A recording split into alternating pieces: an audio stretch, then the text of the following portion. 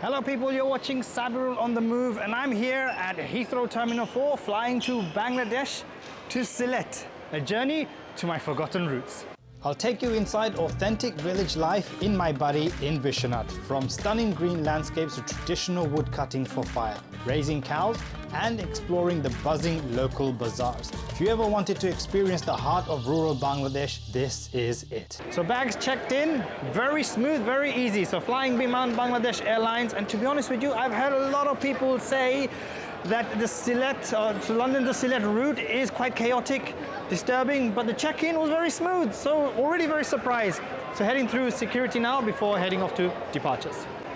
I'm telling you, the excitement hits different. I've done travels many times before, but not with family, and this kind of touches in a very different way. So it's going to be a unique experience on the flight, a 9-hour journey to Sylhet. I've never been to that airport before, haven't been to the region for about 10 years now. So that's why I say it's a journey to my forgotten roots. It's popped into Wild Olive restaurant here at Terminal 4.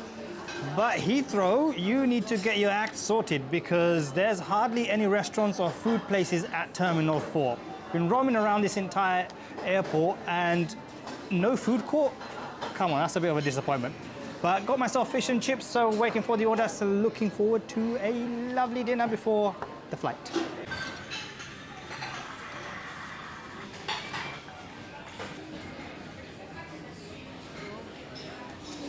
So just about to board the flight to Sylhet. Looking forward to it.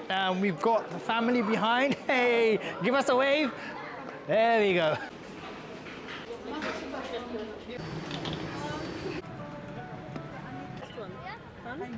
So it should be a 9-hour flight. Great thing is, this is my first time on Biman, so I've never flown this airline, Bangladesh Airlines, before. So hopefully over the next course of the next 9 hours, it gives me a peace, calm, relaxing flight, no troubles, no tantrums. But I will be reviewing the whole experience.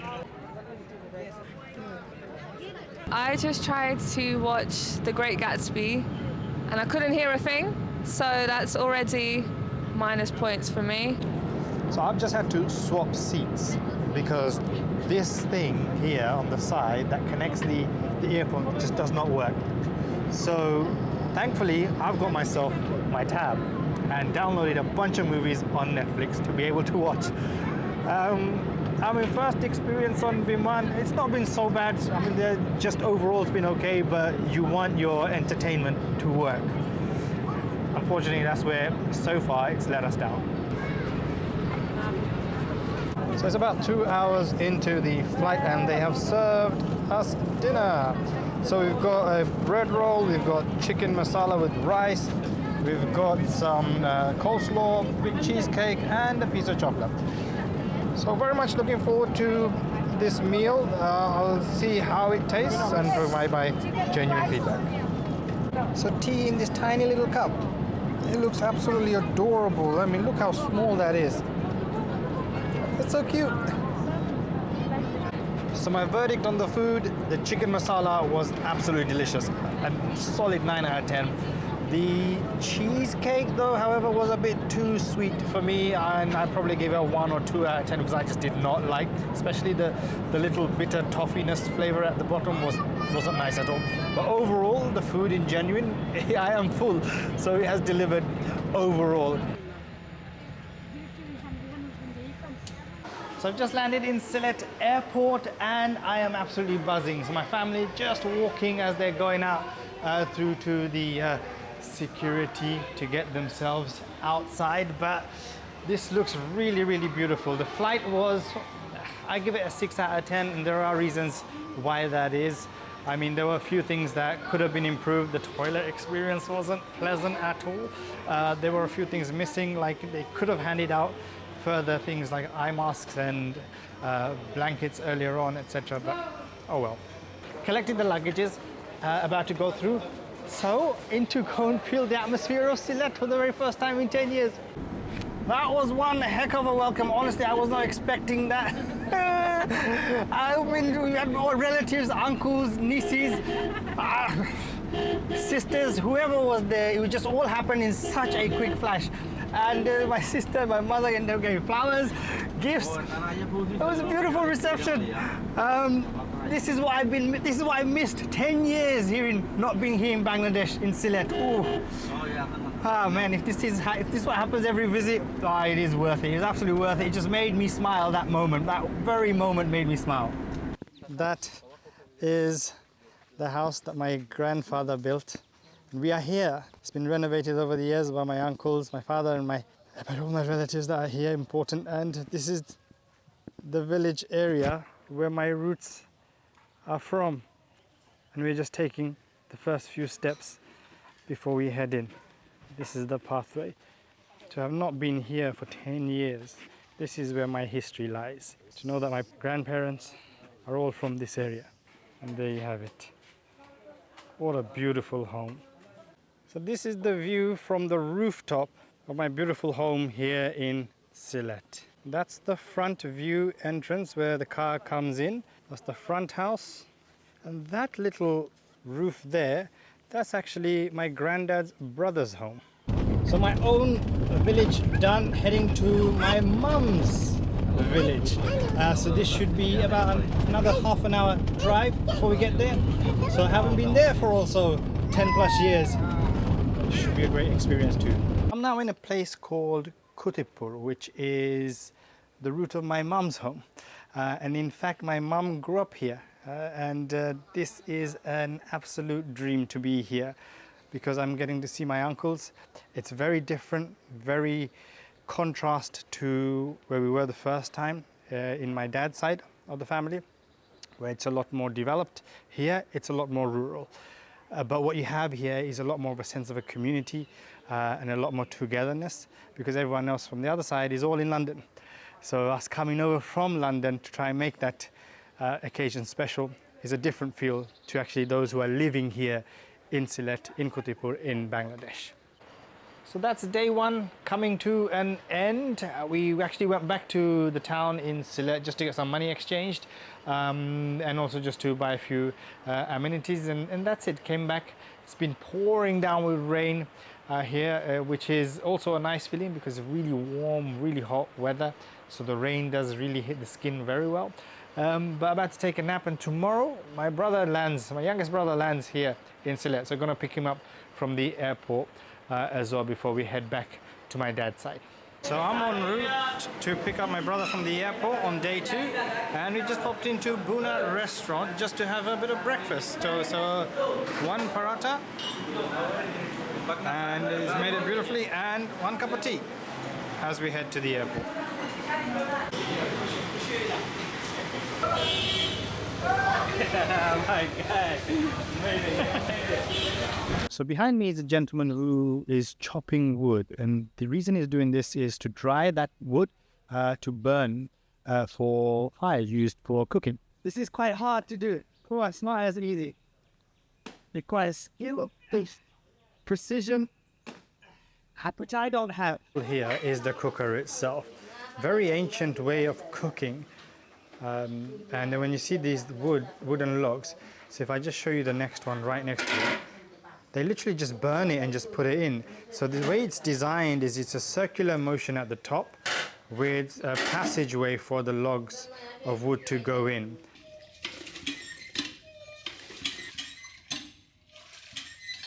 Doing a walk to my uncle's shop just to have a quick peek at the shop before doing a continued walk with the rest of the family. So this is the entire village neighborhood. It's a lot of land around here. We just got off the car and now both uncles are opening their stores. So one sells wood, chopped wood.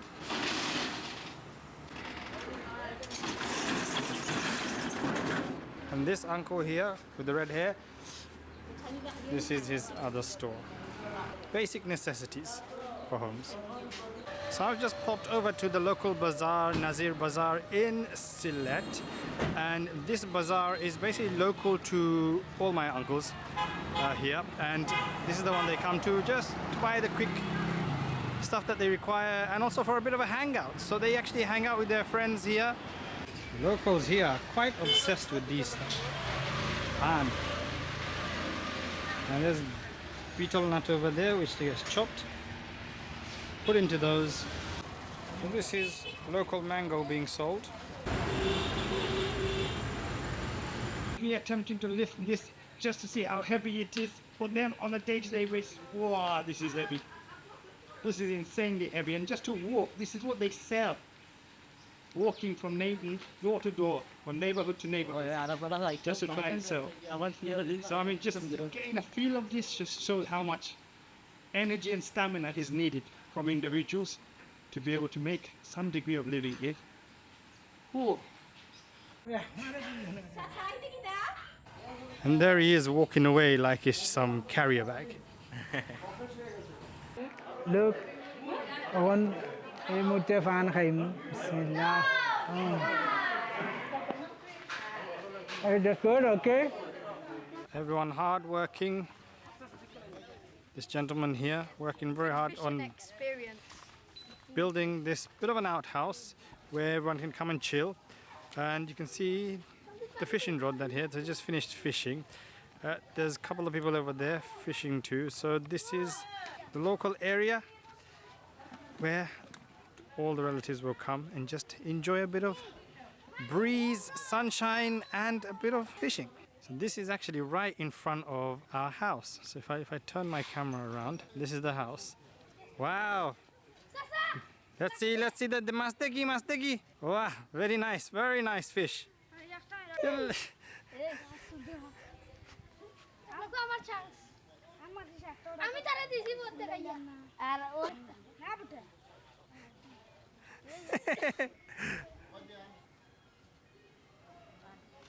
This is what you call smooth.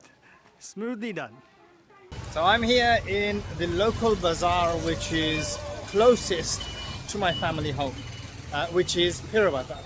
And it's about a 5, 6, maybe 10 minute drive on the auto rickshaw, which was really nice. I mean, there's about 10 of us on this trip here just to see and experience the local bazaar. Gives a general feel of what a bazaar should be. It has the local amenities that's required, food, drinks and medicine. So I've just ordered fuska at a local food stall here in Pirar Bazaar. They've given me for 60 taka 12 fuska, which is quite a lot. Typically fuska is around 10-20 taka. I've had it in Dhaka, I've had it in Khulna, so this is the first time having it in Sylhet. So let's give it a go. This leads to a stomach ache. Well, let's see.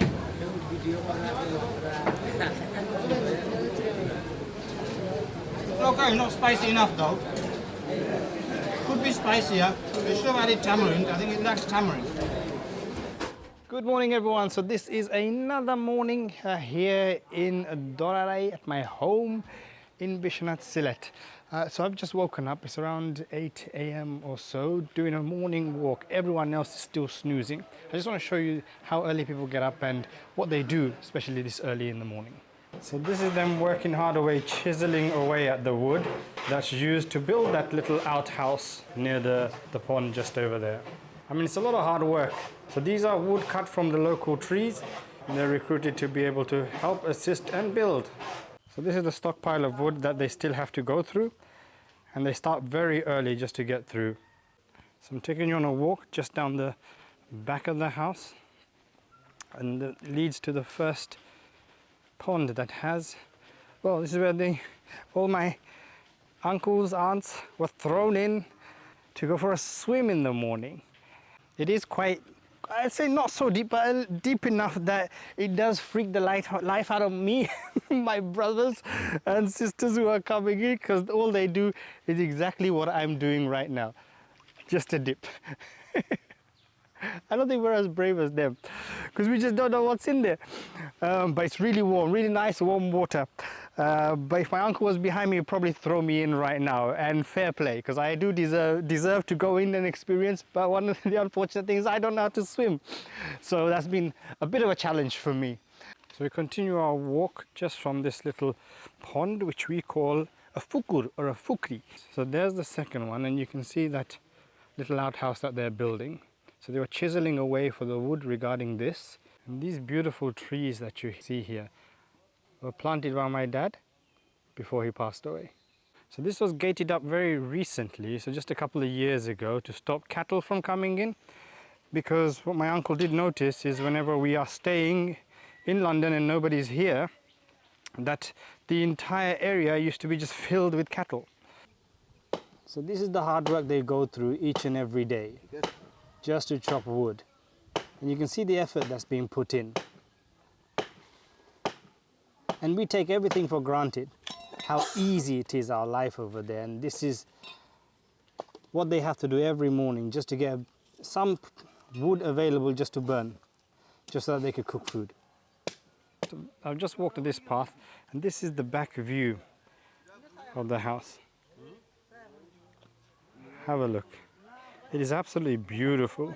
And this is just walking down the side path. So you have the house over there in between these trees.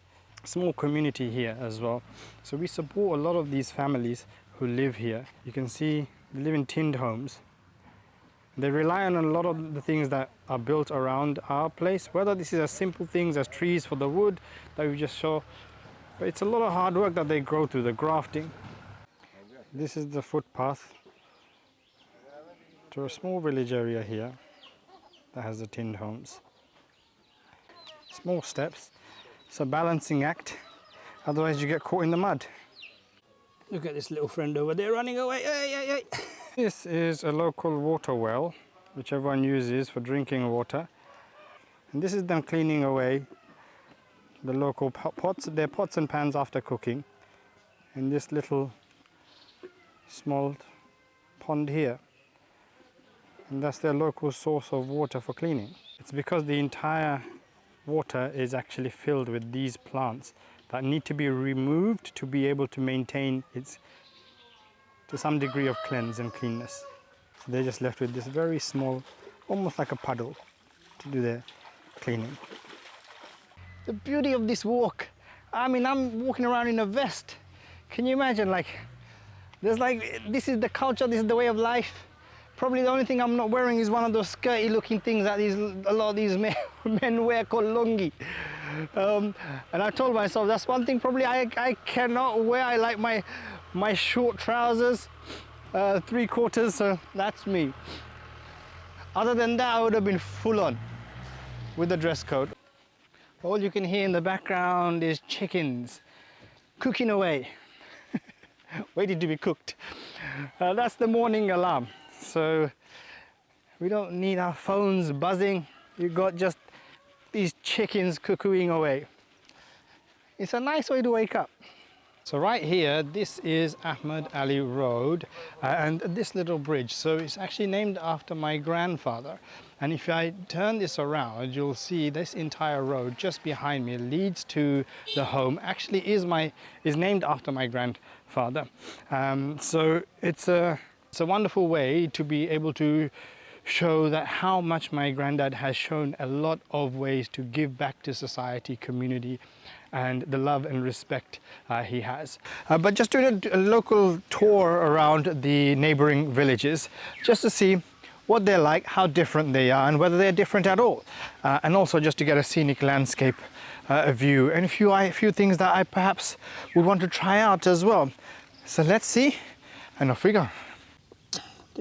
Come on, come on.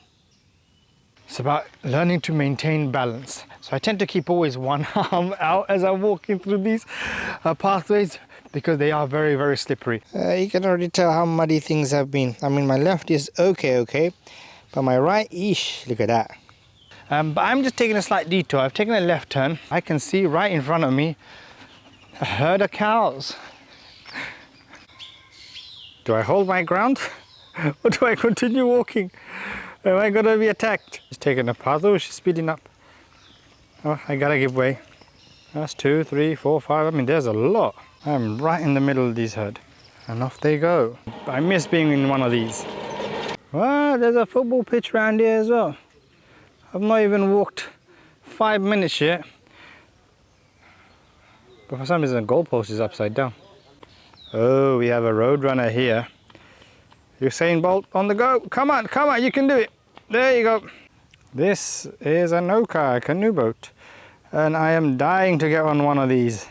A lot of homes are built like this with the tinned roofs and the bamboo sticks that hold the structure.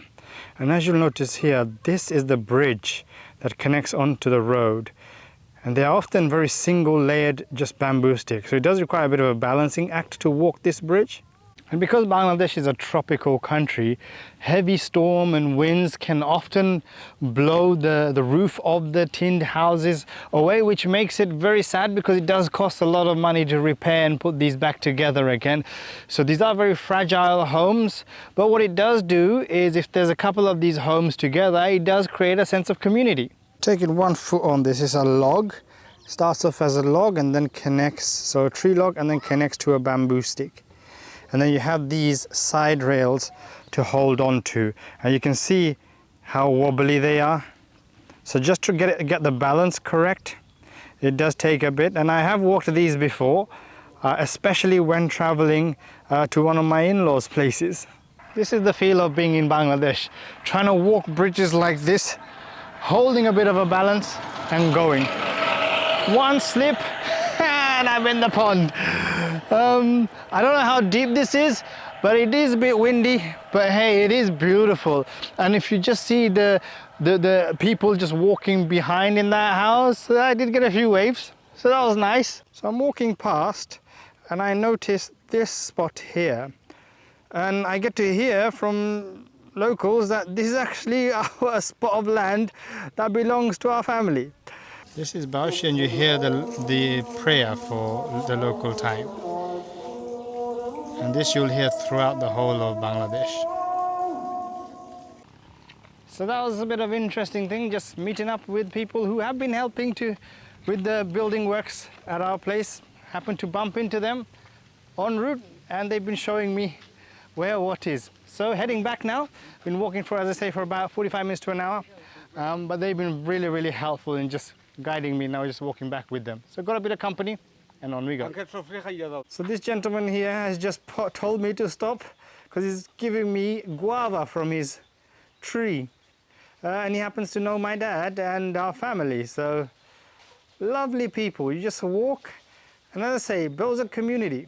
So building these relationships are so key here, because I've never met this man, but I happen to hear that some elements of his home were provided by my uncle. So hats off, and I think that's how you earn respect and support of people, because you're supporting them in their daily livelihoods.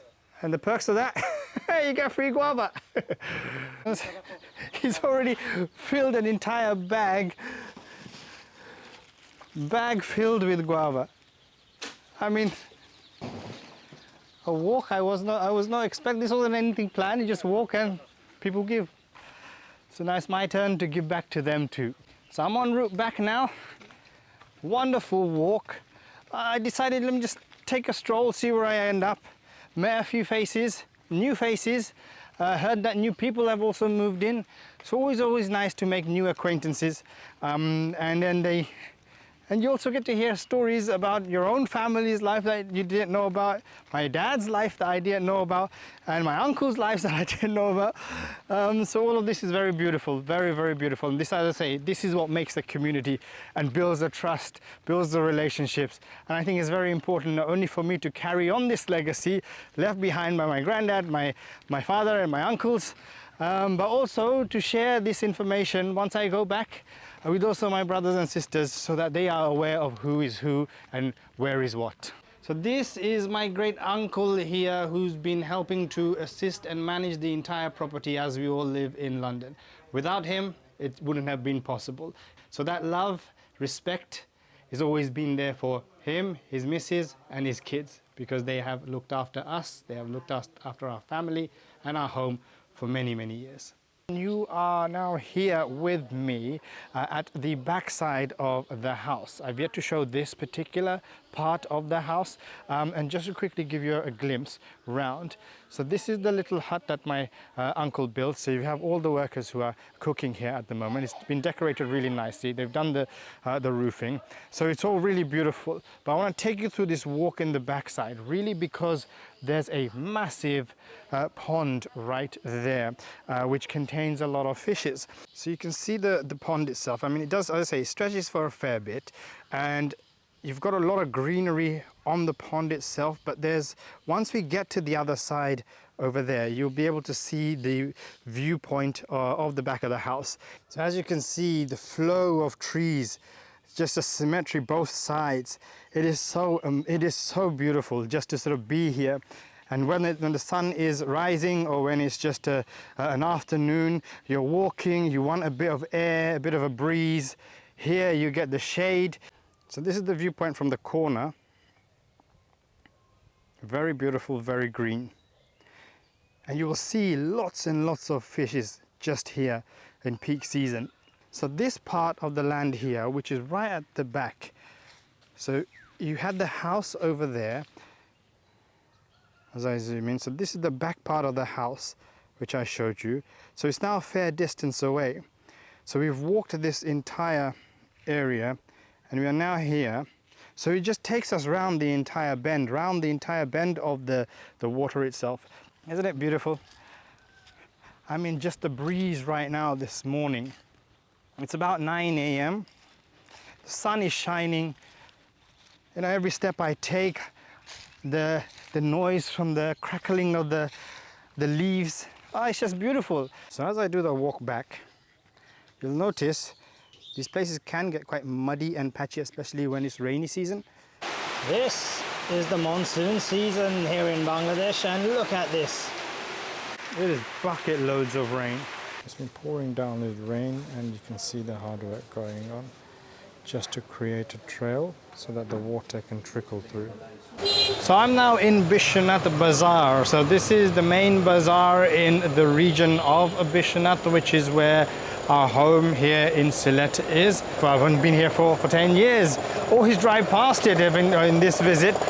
So you can see right behind me, that's one of the shopping areas, all the fruits and vegetables in there. So we're just gonna pop in.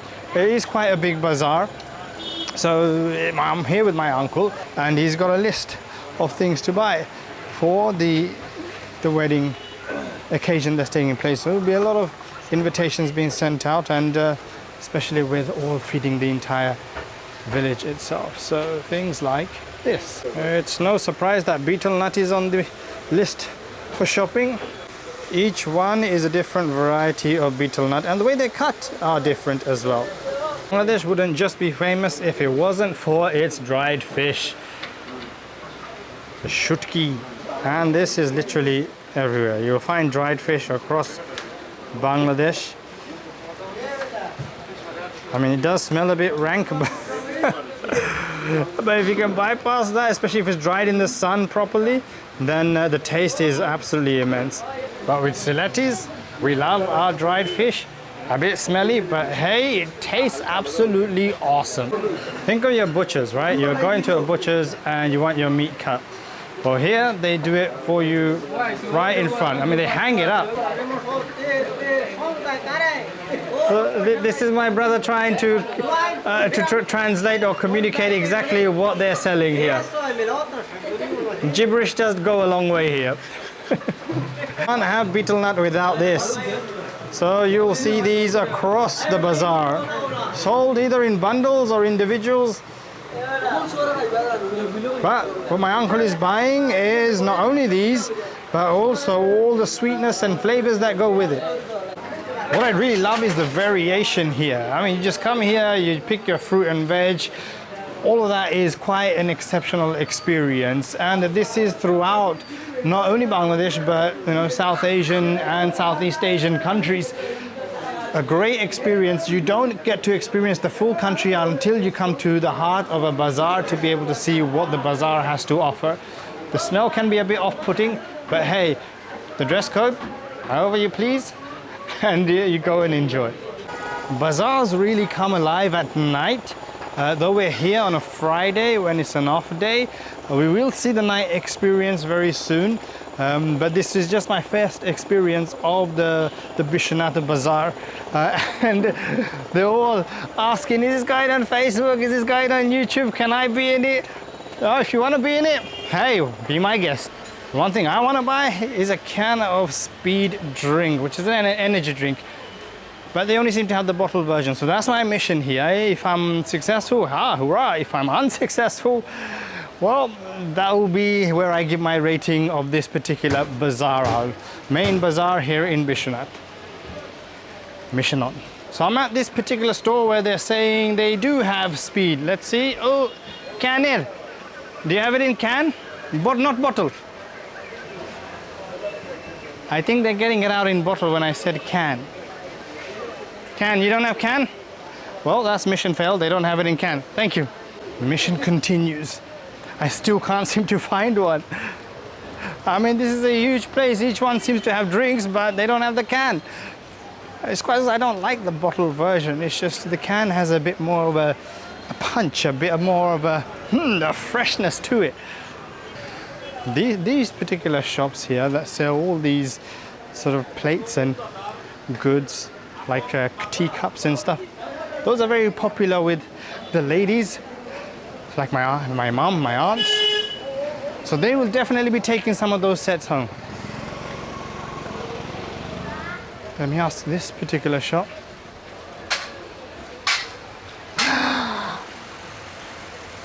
Can and drink ase? Speed? Speed? I think we've hit the jackpot. Tinta din. I've asked for 3. And the gentleman over there is getting it out. So after roaming around for about 5 minutes, 6 minutes, right at the end, we find it. Jackpot, win. Apna naam ki? Saidul Islam Ripon. Saidul Islam Ripon is an absolute hero. He's an absolute hero, and I have to thank him because that gives me the energy for the morning. Ciao. Next time on my Sylhet adventure, I experience the Sylhet nightlife, experience the wonders of the Shah Jalal Bazaar, and I catch a fish. It's crazy, I love it.